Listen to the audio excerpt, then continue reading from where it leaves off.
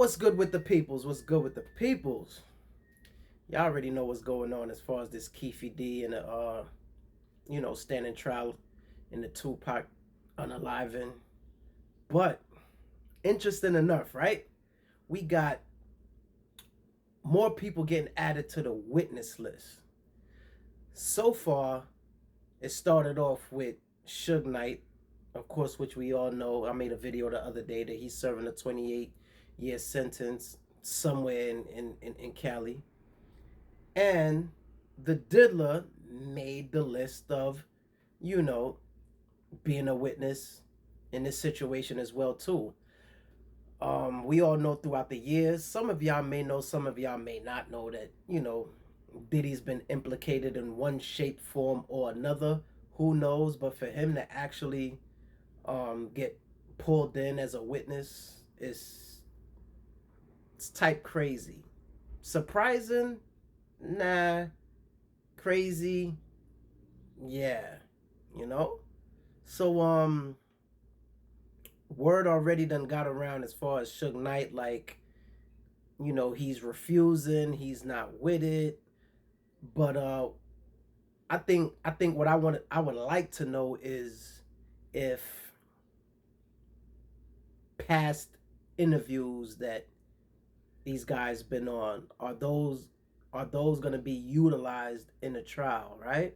Because there's been talks, or these individuals may have mentioned this, that, or the other. And just like Keefe D went on quote unquote tour promoting this book on multiple platforms, um that he's saying now that he co-wrote, um would they be able, would the judicial system be able to do the same thing with the witnesses that they're pulling, even if they refuse to testify?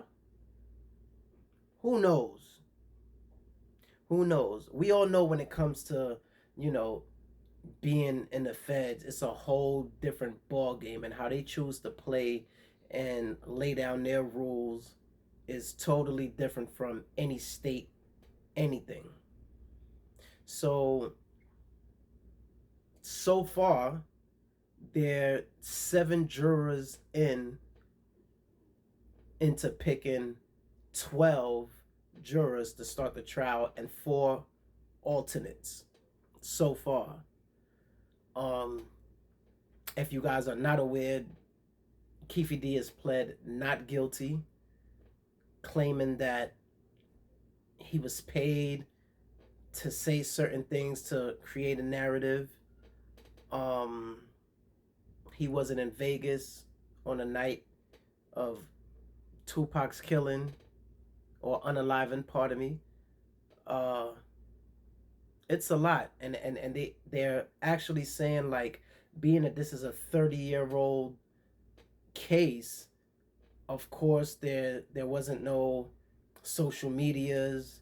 A lot of evidence may not be around. The car may not be around that he was shot in. Um, so it's a lot of things that could be playing in Keefe D's defense, and then there's other things that may not be so much in his defense. Just based off of him running his mouth pretty much and implicating himself in certain places at certain times. Now, it's crazy, right? Because a TMZ staff worker went to go visit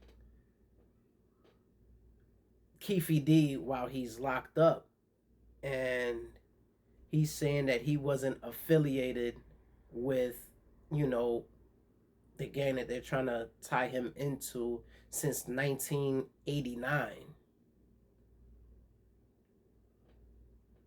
But in the same breath, throughout the whole existence of Tupac being a part of Death Row till after he passed away, and his name started surfacing on the scene, his name has always been affiliated with this. So I could understand him trying to disassociate himself from a lifestyle that he chose at a certain point in his life, but you know, the timelines based off of what's been put out in the media back then before social media, you know, it was magazines and um XL magazines, Fed magazines, Source magazines, all type of magazines. That was pretty much like, you know, the media outlet. Like you had to you had to read back then, you know? Um and interviews, you know, a lot of interviews started resurfacing. So I'm not sure if, you know, the DA is gonna try to like create a timeline between all those interviews where he openly admitted to certain things, because in my eyes, based off of how I'm comprehending things,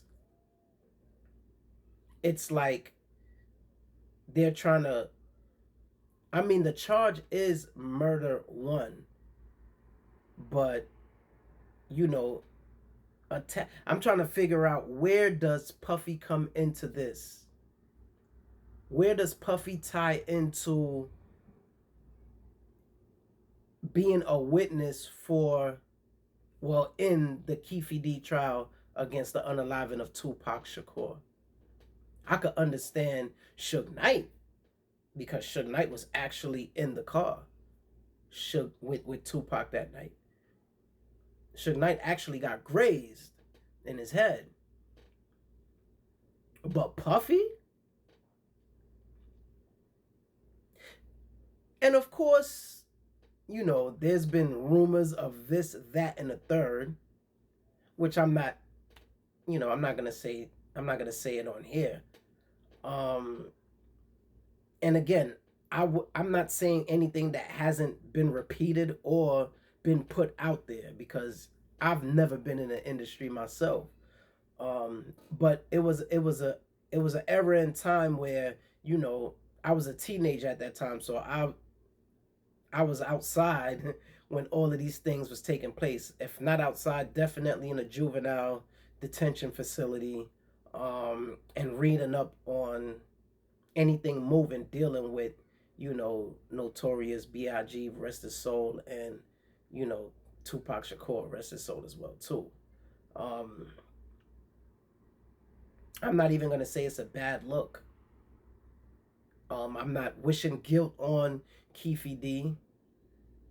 But again, this is just one of those prime examples when, you know, Pac said it the best, man. Loose lips sink ships.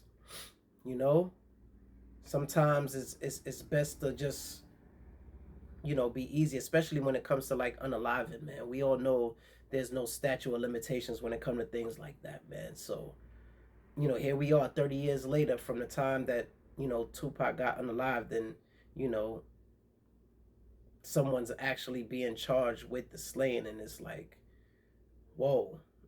Um, y'all stay woke or wake up, man. Hit that notification bell to know anytime that I'm putting something out there, man. I appreciate you guys for tapping in. Like, share, engage. Appreciate it, man.